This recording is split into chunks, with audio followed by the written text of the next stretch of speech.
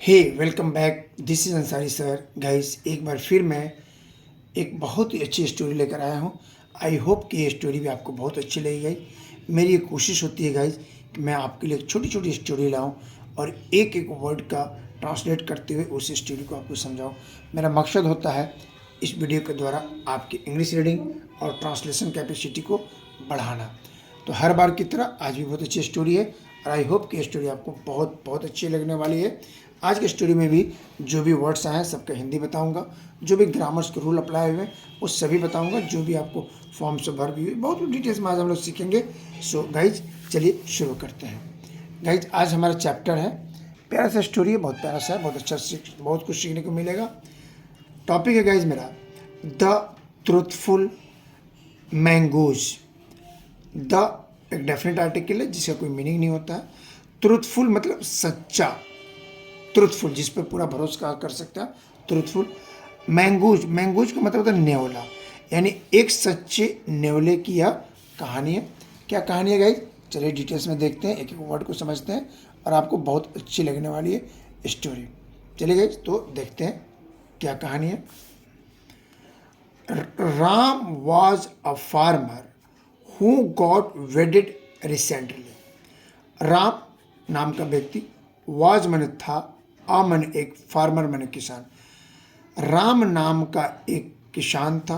हूँ जो, हूँ का गाइज कई मैंने, हूँ मतलब कौन भी होता है, हूँ मतलब जो भी होता है। जो गॉट वेडेड, गॉट वेडेड, वेडिंग कई, गॉट वेडेड यानी शादी हुई, रिसेंटली हाल में।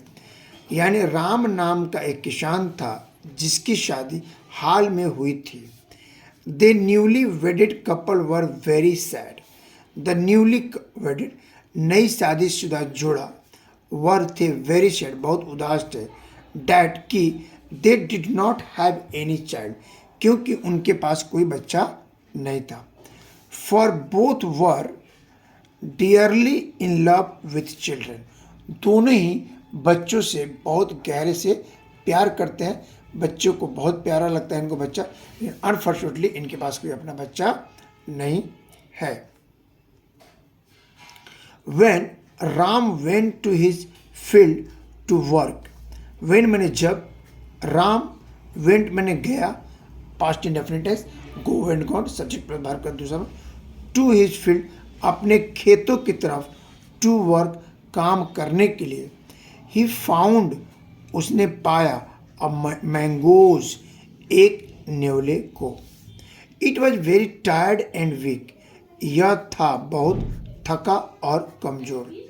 Ram brought the mongoose home, Ram bring का second form guys brought, bring brought brought bringing यानी लाया, पास्ट इंडेफिनिट वर्ब का दूसरा form.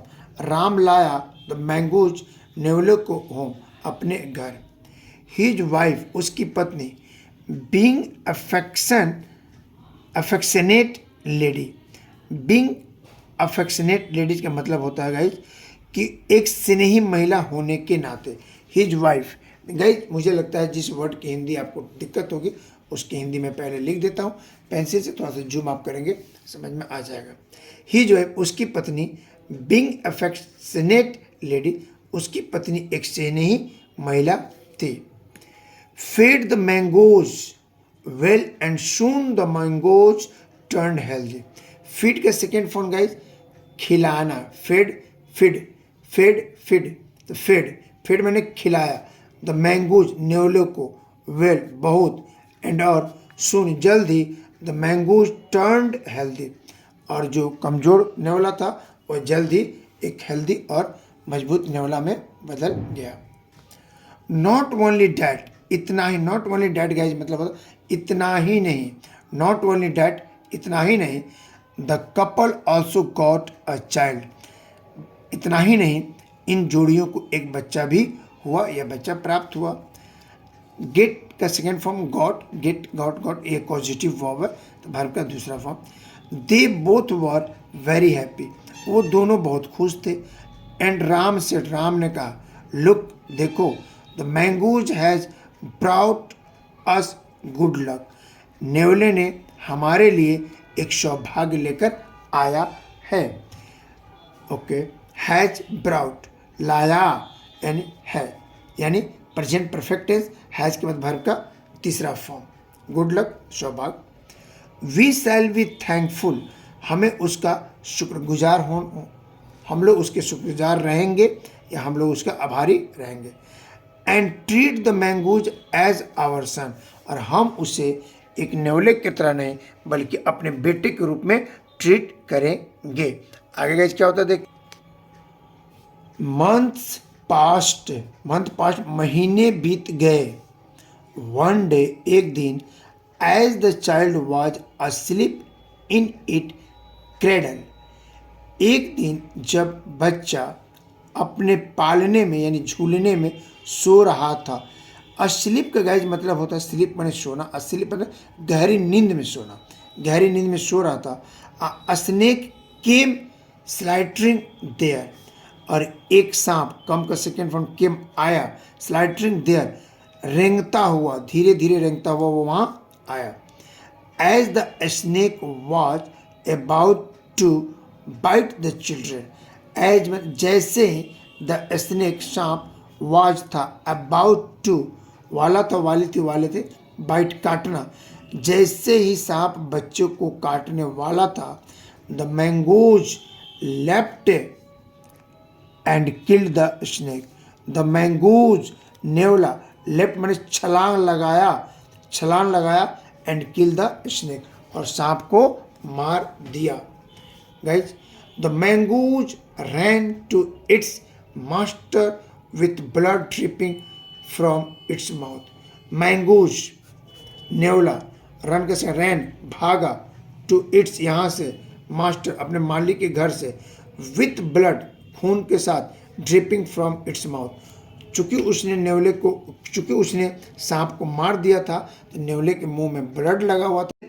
Ram Shaw, Ram scene का second form guys Shaw, Ram ने देखा, the mangoes running towards him, Ram ने देखा कि नेवला उसकी ओर भागता हुआ, उसकी ओर जाता हुआ, रनिंग करता हुआ की ओर भागता हुआ उसने देखा।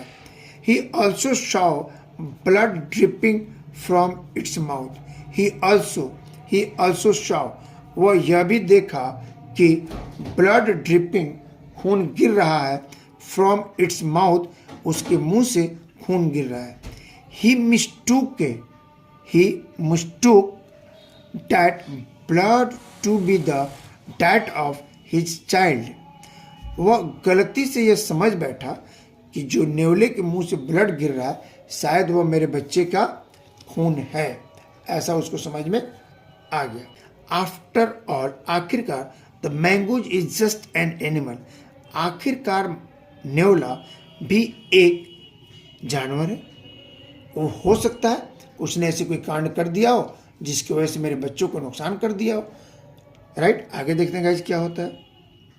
He should have beaten my child in want of milk, शायद दूध की चाहत में उसने मेरे बच्चों को मार दिया हो।